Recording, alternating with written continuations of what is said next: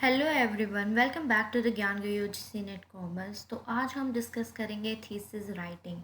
Thesis writing में कौन कौन से स्टेप्स होने चाहिए, कैसे हम थीसिस लिखते हैं, क्या क्या स्टेप्स इंक्लूड होने चाहिए और क्या सीक्वेंस होनी चाहिए जिसके अकॉर्डिंग हमें थीसिस लिखनी है। बहुत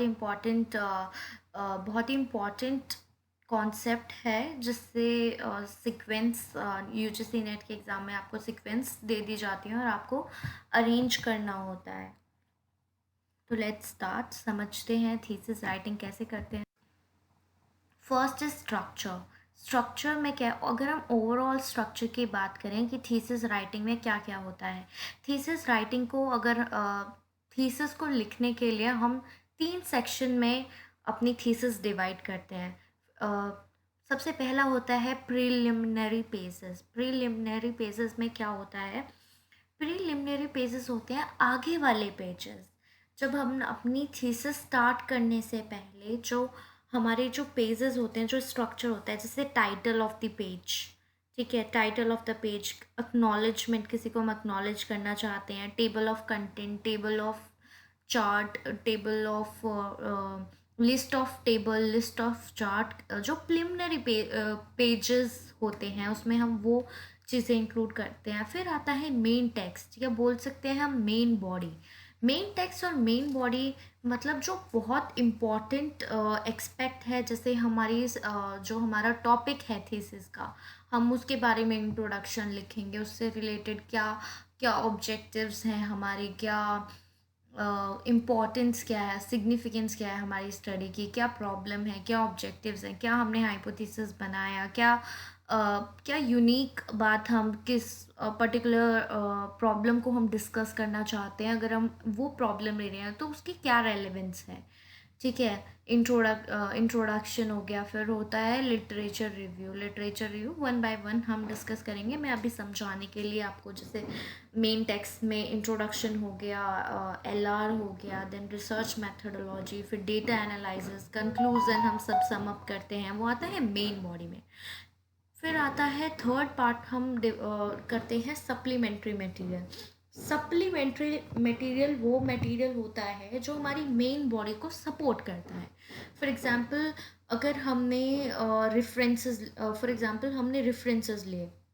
रेफरेंसेस मतलब न्यूज़पेपर्स में से कुछ आर्टिकल लिए इंट्रोडक्शन पेजेस के लिए।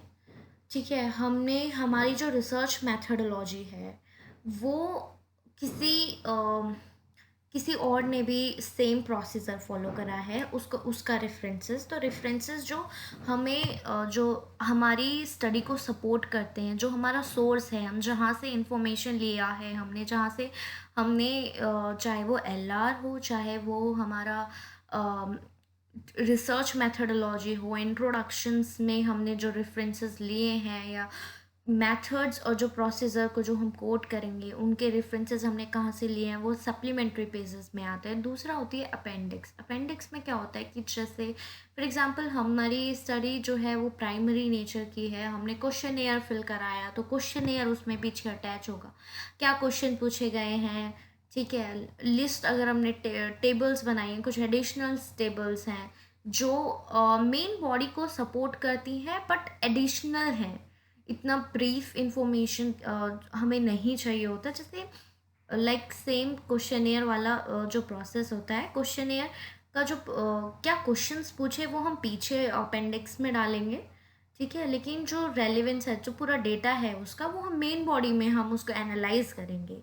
तो ये होता है proper structure, one by one हम डिस्कस करते हैं। प्रिलिमिनरी पेजेस में सबसे पहले होता है टाइटल पेज, जिसमें ऑथर जो है अपना नाम लिखता है, अपना टाइटल क्या है थीसिस का वो लिखता है जिसके ऊपर उसने पीएचडी करी है, और अपने गाइड का नाम लिखता है जिसके अंडर रह के उसने अपनी थीसिस लिखी है।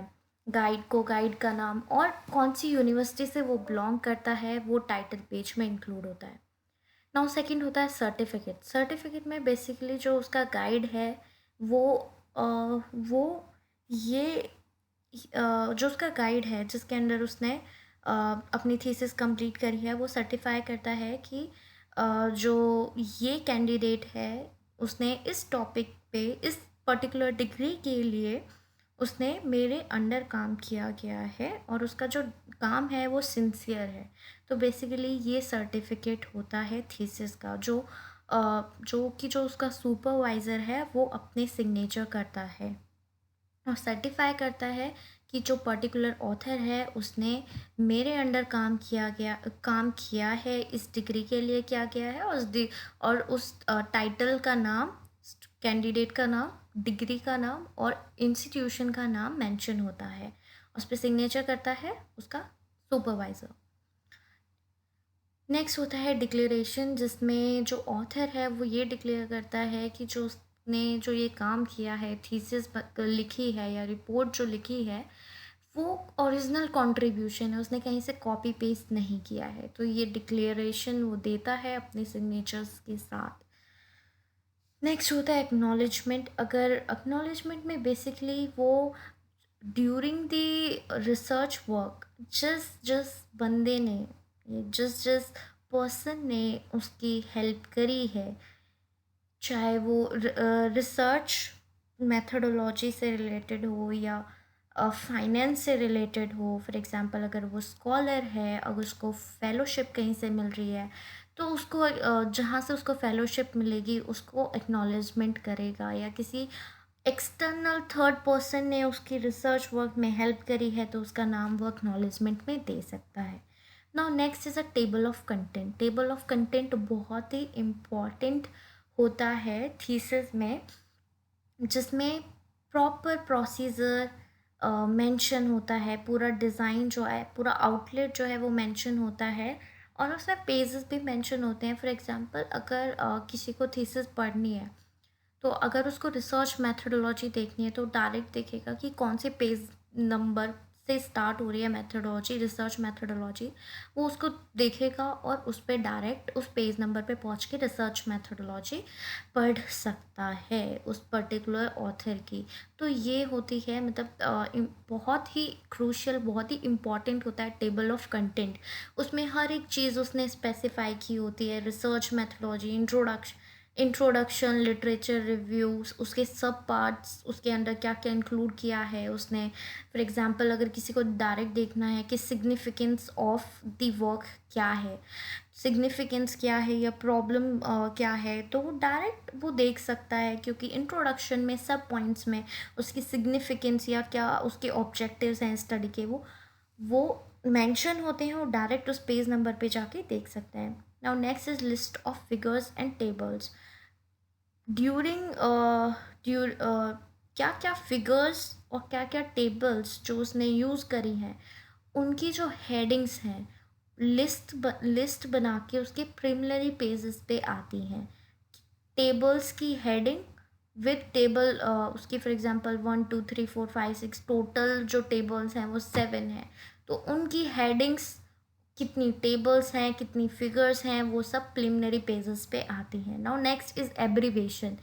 अब ड्यूरिंग द टाइम, मतलब जो उसने मेन बॉडी में अ, जितनी भी उसने शॉर्ट फॉर्म लिखी हैं, तो उनकी जो फुल एब्रीवेशन है वो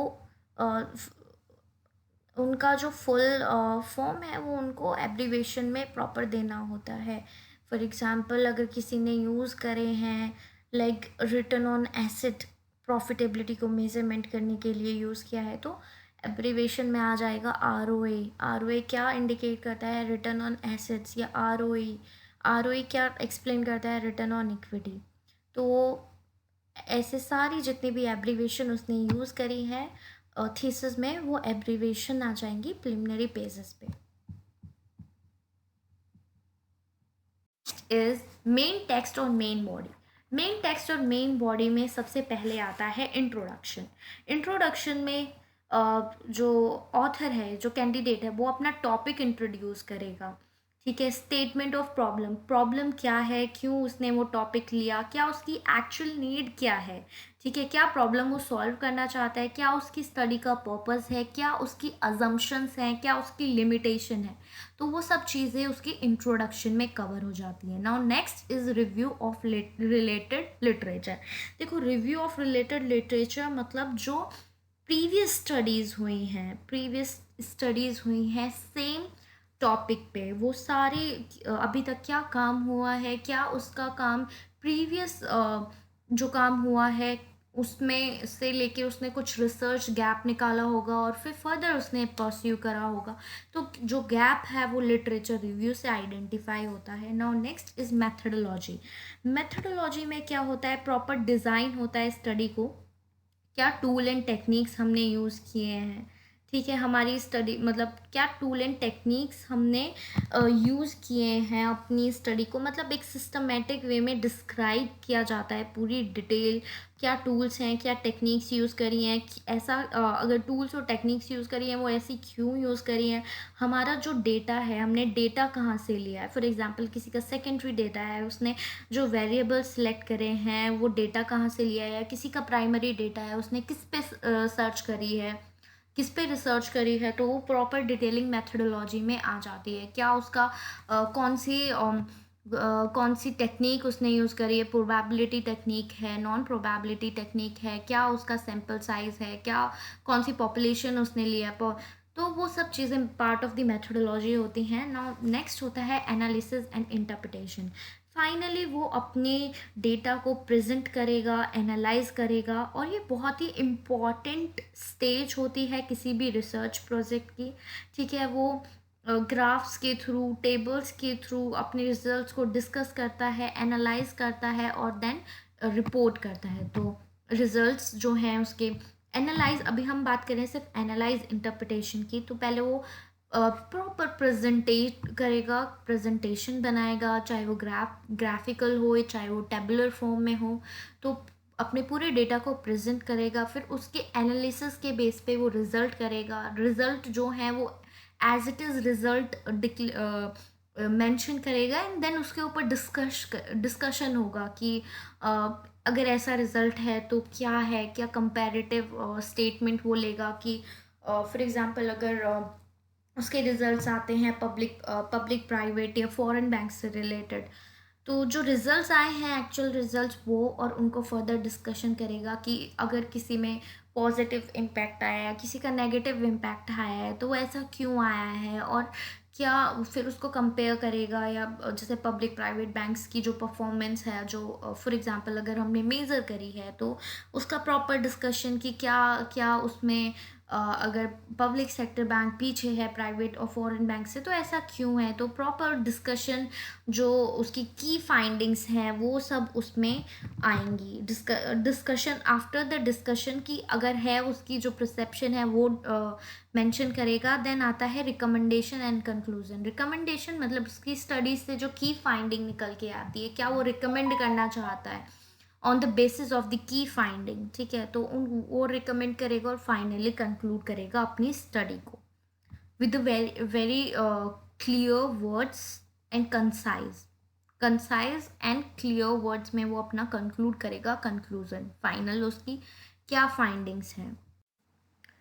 now next is supplementary material. तो सबसे पहले होता है बिब्लोग्राफी। बिब्लोग्राफी में क्या आ जाएगा, बिब्लोग्राफी और रेफरेंसेस दोनों अलग होते हैं। में बिब्लोग्राफी में रेफरेंसेस इंक्लूड होते हैं। तो बिब्लोग्राफिक में अगर जो हमने किसी को साइट करा है, ठीक है, कहीं से हमने किसी का कुछ रेफरेंस लिया है, उसको साइट करा है, तो पार्ट ऑफ द रेफरेंस होता है। लेकिन बिब्लोग्राफिक में फॉर एग्जांपल अगर हमने कुछ रेफरेंस नहीं दिया, कुछ साइट नहीं करा, ठीक है, during the report, thesis report में हमने नहीं करा, लेकिन हमने वो कहीं से लिया है और वो हम प्रेजेंट करना चाहते हैं कि हमारा जो डेटा है हमने ये भी इंक्लूड किया, तो वो पार्ट होता है बिब्लोग्राफी का। तो बिब्लोग्राफी बड़ा होता है, रेफरेंसेस छोटा होता है, ठीक है। रेफरेंसेस बिब्लोग्राफी में रेफरेंसेस बेसिकली इंक्लूड होते हैं, ठीक है, क्योंकि सिर्फ रेफरेंसेस में क्या होता है कि जो हमने थीसिस में जो हमारा फॉर एग्जांपल जहाँ से हमने डेटा लिया है, जिसको साइट किया, वो सिर्फ रेफरेंसेस में आते हैं। बिब्लोग्राफी में रेफरेंसेस के साथ जो हम अगर कुछ डेटा हमने लिया है और उसका रेफरेंस या साइटेशन नहीं दिया है, वो पार्ट ऑफ द बिब्लोग्राफी होता है। ना अपेंडिक्स में क्या होता है, अपेंडिक्स में जो अपेंडिक्स होता है उसमें हम मतलब कुछ भी टेबल हो सकती हैं जो कुछ एडिशनल डेटा होए, अगर एडिशनल डेटा है या हमारी टेबल्स हैं या क्वेश्चनेयर्स हैं या कुछ हमने टेस्ट या कहीं से कुछ डेटा लिया है या डेटा लिया है जो हम प्रेजेंट करना चाहते हैं, जो कुछ इम्पोर्टेंट शो करता है, जो हम अपनी थीसिस मेन बॉडी में नहीं दिखा पाए लेकिन वो उससे रिलेटेड है, तो हमने वो चीज़ें आ जाती हैं अपेंडिक्स में। जैसे फॉर एग्जांपल क्वेश्चनेयर है, क्वेश्चनेयर हमने यूज़ किया था लेकिन मेन बॉडी में नहीं डाला, उसका उसका पूरा रिजल्ट हमने मेन बॉडी में डाला, तो और लेकिन उस क्वेश्चनेयर को हमने अपेंडिक्स में डाला, तो वो अपेंडिक्स का पार्ट होता है, उसमें कोई एडिशनल डेटा अगर हम डालना चाहते तो part of the appendix. So thank you everyone for watching this video. अगर आपको हमारी वीडियो अच्छी लगी है तो please like share and subscribe our channel.